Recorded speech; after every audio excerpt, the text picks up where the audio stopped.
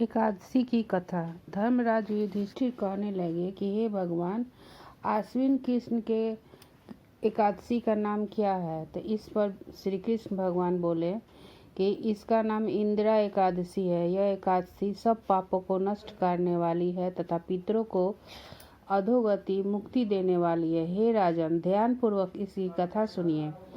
इसके सुनने मात्र से ही वाजपेयी यज्ञ का फल मिलता है। प्राचीन काल में सतयुग में के समय में महिष्मती नाम की एक नगरी थी जिसमें इंद्रसेन नाम का प्रतापी राजा धर्म पूर्वक अपनी प्रजा का पालन करते हुए शासन कर रहा था। वह राजा पुत्र पौत्र धन आदि से संपन्न और विष्णु का परम भक्त था। एक दिन जब राजा को सुखपूर्वक अपनी सभा में बैठा था तो आकाश मार्ग से महर्षि नारद जी उतरकर उनकी सभा में आए। राजा उन्हें देखते ही हाथ जोड़कर खड़ा हो गए और विधि पूर्वक आसन दिया। सुख से बैठकर मुनि राज ने राजा से पूछा कि हे राजन, आपके सातों अंग कुशल पूर्वक तो है, तुम्हारी बुद्धि और धर्म और तुम्हारा मन विष्णु में तो रहता है। देवर्षि नारद की ऐसी बातें सुनकर राजा ने कहा, हे महर्षि, आपकी कृपा से मेरे राज्य में सब कुशल है, यहाँ तक कि मेरे यहाँ यज्ञ अच्छे से हो रहे हैं। आप कृपा करके आपका आगमन का कारण बताइए। तब ऋषि कहने लगे कि हे राजन, आश्चर्य देने वाला बात मेरे वचनों से सुनो।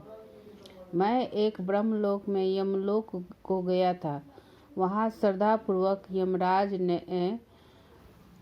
यमराज से पूजित होकर और मैंने धर्मशील और सत्यवान धर्मराज की प्रशंसा की। उसी यमराज की सभा में महान ज्ञानी और धर्मात्मा तुम्हारे पिता को एकादशी का व्रत भंग होने का कारण देखा। उन्होंने संदेश दिया, सो मैं तुम्हें कहता हूँ। उन्होंने कहा कि पूर्व जन्म में कोई विघ्न हो जाने के कारण मैं यमराज के निकट रह रहा हूँ। सो हे पुत्र, यदि तुम आश्विन की इंदिरा एकादशी का व्रत मेरे निमित्त होकर करो तो तुम्हें स्वर्ग की प्राप्ति हो सकती है। इतना सुनकर राजा ने कहने लगा कि हे महर्षि, आप इस व्रत का विधि और मुझसे कहिए। नारद जी कहने लगे कि आश्विन माह में कृष्ण पक्ष की दशमी के दिन प्रातःकाल श्रद्धापूर्वक स्नान आदि से निवृत्त होकर पुनः दोपहर को नदी आदि में जाकर स्नान करें। फिर श्रद्धापूर्वक पितरों को श्राद्ध दें और एक बार भोजन करें। प्रातःकाल होने पर एकादशी के दिन दातून आदि करके स्नान करें। फिर व्रत के नियमों को भक्ति पूर्वक ग्रहण करता हुआ प्रतिज्ञा करें कि मैं आज संपूर्ण भोगों का त्याग कर निराहार एकादशी का व्रत करूंगा। हे पुंडरीकाक्ष, मैं आपकी शरण में हूँ, आप मेरी रक्षा कीजिए। इस प्रकार नियम पूर्वक शालिग्राम की मूर्ति के आगे विधि पूर्वक श्राद्ध करके योग्य ब्राह्मणों को फलाहार कर भोजन कराए और दक्षिणा दे। पितरों को श्राद्ध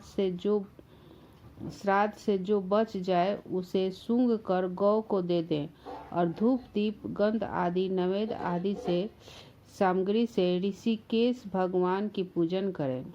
रात में भगवान के निकट का जागरण करें। इसके पश्चात द्वादशी के दिन प्रातःकाल होने पर भगवान का पूजन करके ब्राह्मणों को भोजन कराएं। भाई बंधुओं स्त्री और पुत्र सहित सभी मौन होकर भोजन करें। नारद जी के कहने लगे कि हे राजन, इस विधि से यदि तुम आलस्य रहित होकर एकादशी व्रत करोगे तो तुम्हारा पिता की अवश्य स्वर्ग लोक को जाएंगे। इतना कहकर नारद जी अंतर्धान हो गए। नारद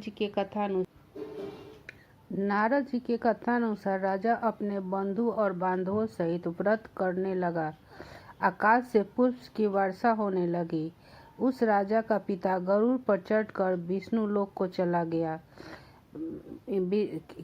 ऐसा एकादशी करने से उनके पिता विष्णु लोक को चले गए। राजा इंद्रसेन ने भी एकादशी के व्रत के प्रभाव से निकष्टक राज करके अंत में अपने बेटा को राज सिंहासन पर अपने पुत्र को सिंहासन पर बैठाकर स्वर्गलोक को चला गया।